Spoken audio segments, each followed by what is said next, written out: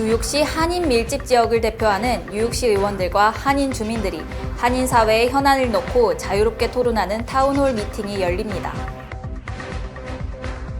한미수교 140주년을 기념하는 감사 예배와 포럼이 뉴저지와 뉴욕에서 잇따라 개최됩니다. 조 바이든 대통령이 코로나19 완치 판정을 받았습니다. 이에 따라 자가격리도 해제됩니다.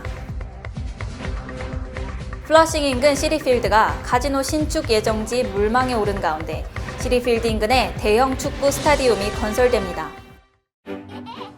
코비드-19 백신은 이제 어린 뉴욕 시민들 생후 6개월부터를 위해 강한 보호력을 제공합니다. 그러므로 이제 가족 전원을 코비드-19으로부터 더 잘 보호할 수 있습니다. 코비드-19 백신에 대해 소아과 의사분께 얘기하십시오.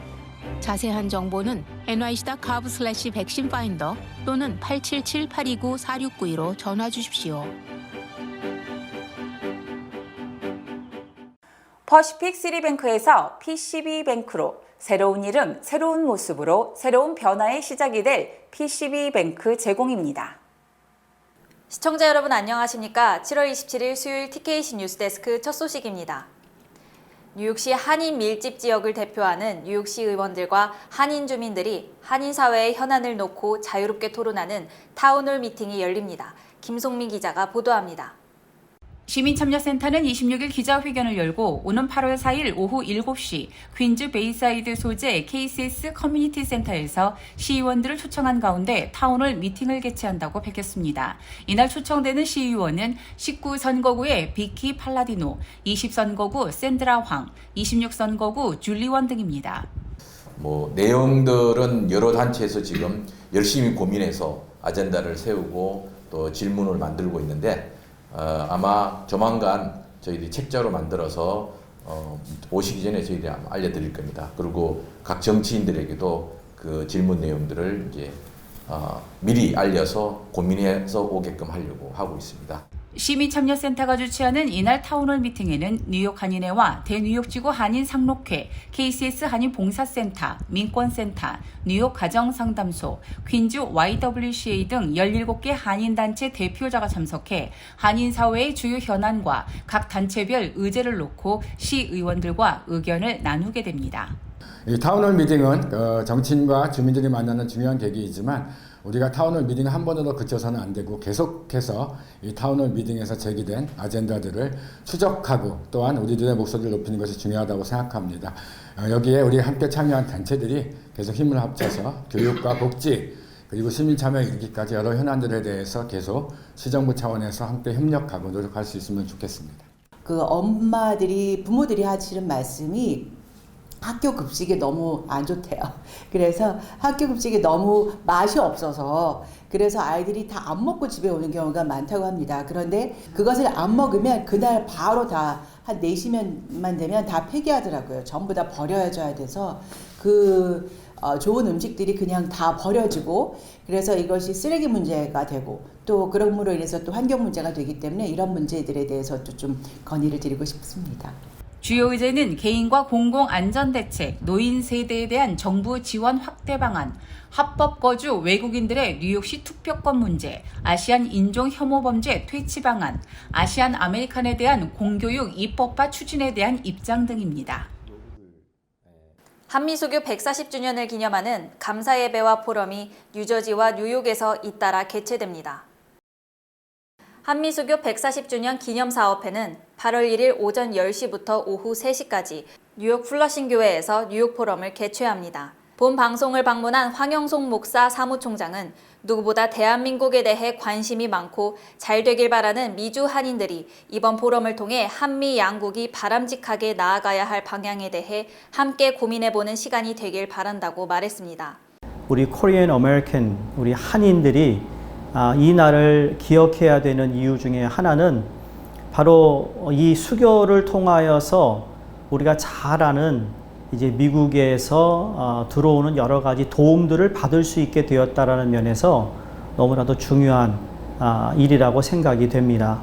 우리의 뿌리를 좀 더 알아갈 수 있는 좋은 기회가 되었으면 좋겠고 우리 한인 사회가 그 일을 위해 또 교계가 그 일을 위해 좀 더 뿌리 깊은 우리의 역사와 그래서 이 나라에서 그 정체성을 가지고 우리 코리안 아메리칸의 하나님이 부르신 소명을 잘 감당했으면 하는 그러한 기대하는 마음이 없잖아 있습니다.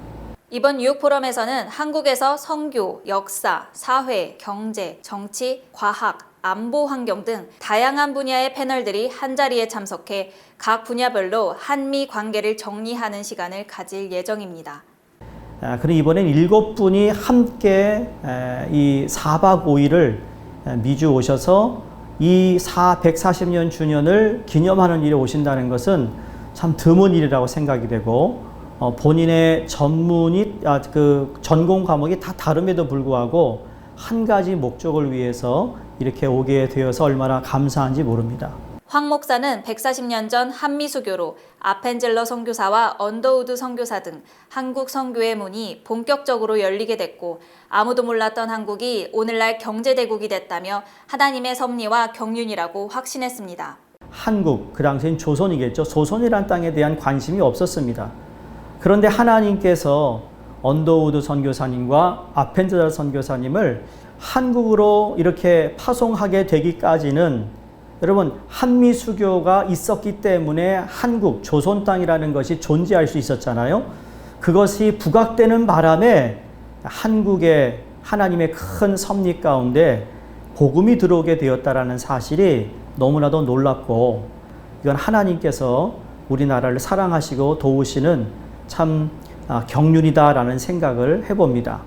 뉴욕 포럼에 앞서 오는 31일 뉴저지 필그림 선교교회에서 한미수교 140주년 기념예배, 29일에는 조지 워싱턴 대학교에서 워싱턴 포럼을, 30일 서재필 기념재단에서 기념행사를 진행합니다.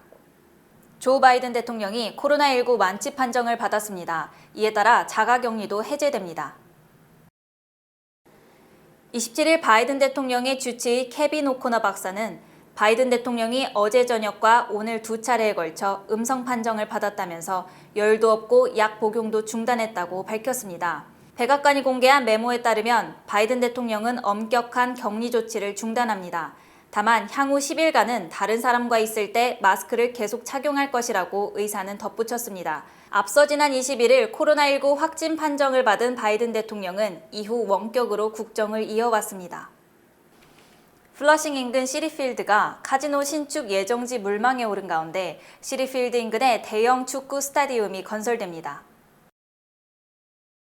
에릭 아담스 뉴욕시장은 뉴욕시 풋볼 클럽의 홈구장이 될 2만 5천석의 규모의 대형 축구 스타디움 건설을 추진한다는 사실을 조만간 공식 발표할 것이라고 뉴욕포스트가 보도했습니다. 뉴욕포스트는 정통한 소식통을 인용해 대형 축구 스타디움 건설과 관련한 협상이 마무리됐으나 세부 사항을 계속 논의 중이라고 밝혔습니다.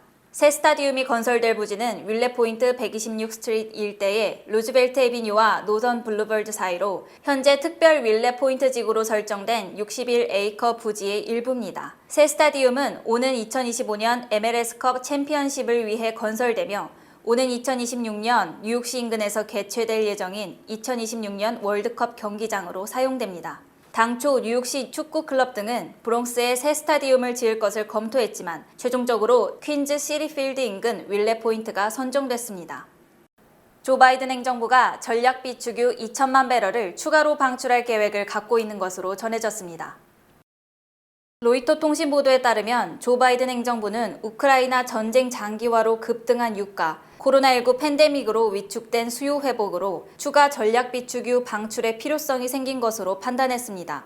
구체적으로 주무부서인 연방에너지부가 추가 방출분을 올 가을 경매에 붙여 시장에 풀 것으로 보입니다.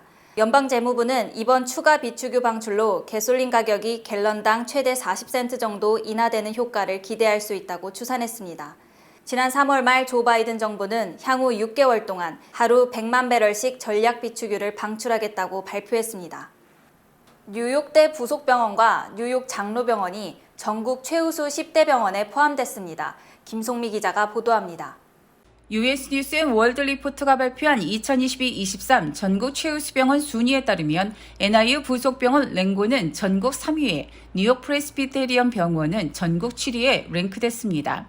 이번 조사는 전국 4,500여 개 종합병원을 대상으로 의료기술과 환자 만족도, 안전성, 직원 서비스, 병원 시설 등을 종합적으로 판단해 순위를 매긴 것입니다. 이번 조사에서 미네소타주 로체스터의 메이오 클리닉이 7년 연속 미국 최고 병원에 선정됐으며 2위는 로스앤젤레스의 시더스 사이나이, 4위는 클리블랜드의 클리블랜드 클리닉, 5위는 볼티모어의 존스 홉킨스가 랭크됐습니다. 또 뉴욕시에서는 마운트 사이나이가 16위에 오른 반면 뉴저지주에서는 20위 내에 단 한 개의 병원도 포함되지 않았습니다. 전문 과목별로는 최우수 암치료 병원은 텍사스주 휴스턴의 MD 앤더슨 암센터, 2위는 뉴욕의 메모리얼 슬로안 캐더링 센터, 3위는 미네소타주 메이오 클리닉이 선정됐습니다. 심장 관련 최우수 병원은 오하이오주 클리블랜드의 클리블랜드 클리닉이 1위, 미네소타주 메이오 클리닉이 2위, 로스앤젤레스의 시더스 사이나이가 3위에 올랐습니다. 당뇨 관련 최우수 병원은 미네소타주 메이오 클리닉, 이비인후과는 스탠포드 대병원, 신경외과는 뉴욕대 랭곤 병원이 1위, 샌프란시스코 대학병원이 2위, 뉴욕 장로병원이 3위에 올랐습니다. 메릭 갈란드 연방 법무장관이 의회 폭동을 선동한 혐의로 받고 있는 트럼프 전 대통령의 기소 여부와 관련해 죄가 있다면 누구든지 의법 조치를 할 것이라고 밝혔습니다. 갈란드 장관은 어제 MBC 방송과의 인터뷰에서 우리는 좌고우면하지 않고 정의를 추구한다며 의회 폭동과 정권 이양을 방해한 시도에 대해 형사적으로 책임이 있는 모든 사람들의 책임을 물을 것이라고 강조했습니다. 갈란드 장관은 정의를 추구하는 것이 우리의 직무고 다른 이슈에는 관심을 가지지 않는다며 법대로의 강한 의지를 보였습니다.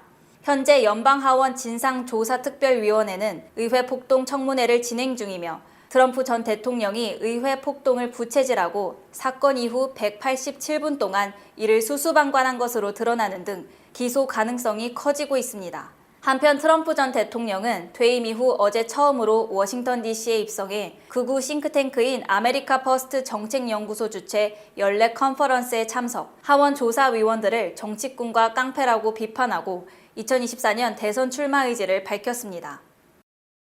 중국이 10년간 연준 내 정보원 네트워크를 구축하고 민감한 정보를 빼내려고 한 것으로 밝혀졌습니다. 연방상원 국토안보위원회 소속 공화당 의원들이 어제 발표한 보고서에 따르면 중국이 요주의 인물로 지정된 연준 직원 13명과 오랫동안 깊은 관계를 구축했다고 주장했습니다.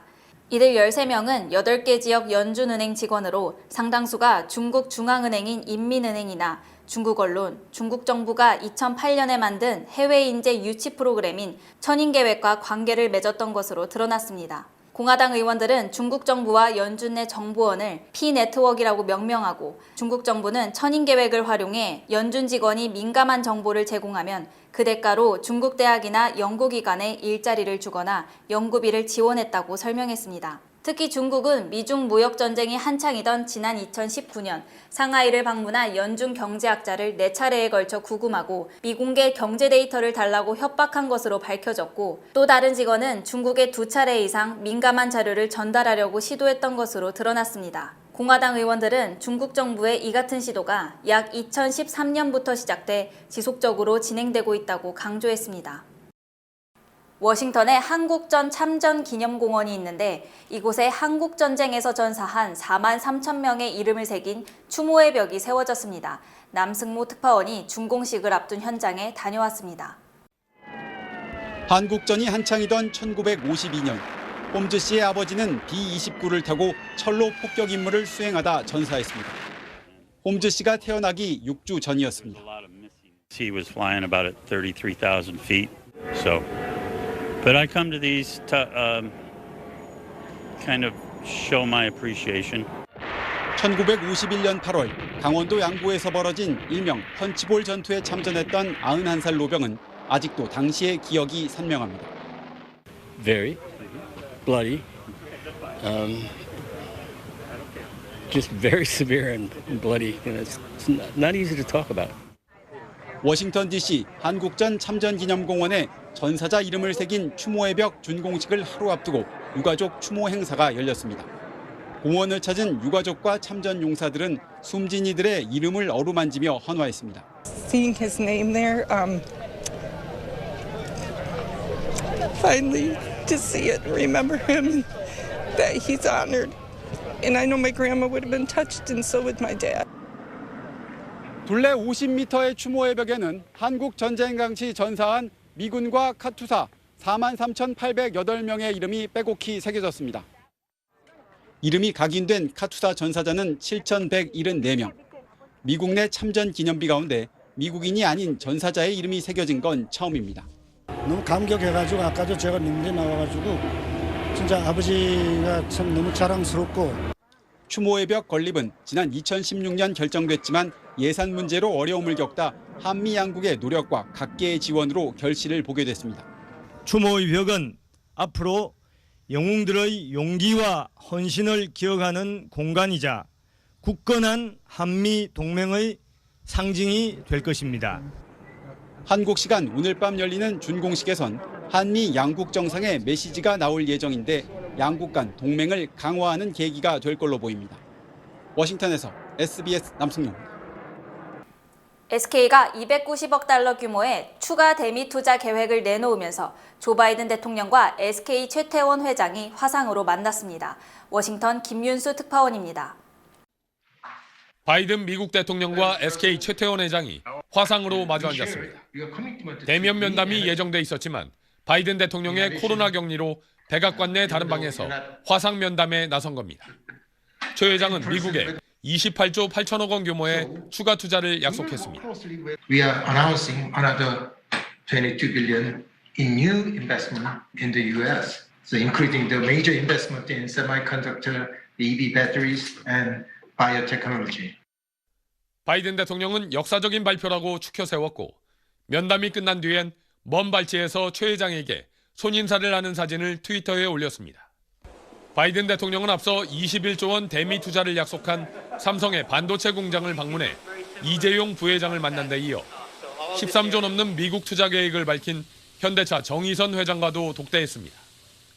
만날 때마다 통큰 투자 보따리를 푸는 한국 재계서열 1위부터 3위까지 총수들과 잇따라 별도 만남을 가진 겁니다.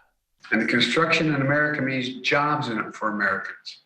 Since I've been in office, the economy has created 613,000 overall manufacturing jobs. 면담 기업이 반도체와 배터리 등 공급망 협력 강화 대상에 집중돼 있는 만큼 중국 견제 의도도 포함돼 있다는 분석입니다. 바이든 대통령 입장에선 미국 경제 살리기와 중국 견제, 일거양득인 셈입니다. 미국은 한국을 포함해 14개 나라가 참여하는 중국 견제용 다자협의체 인도태평양 경제 프레임워크의 첫 번째 장관급 회의도 열고 본격적인 출범을 예고했습니다. 워싱턴에서 SBS 김윤수입니다.